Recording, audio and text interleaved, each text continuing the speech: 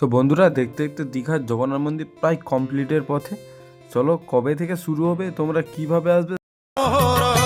জয় জয় জগন্নাথ জগত ঠাকুর শতদল পদ্ম পাদে প্রণাম মোর তুমি জ্ঞানদাতা প্রভু গণেশ রূপরে হো। আর হ্যাঁ, এই মন্দিরের শুভ উদ্বোধন রয়েছে কিন্তু 30শে এপ্রিল। আর তোমাদেরকে এখন যেতে হবে না পুরীতে, এখন তোমাদের বাড়ির কাছে হয়ে গেছে জগন্নাথ মন্দির।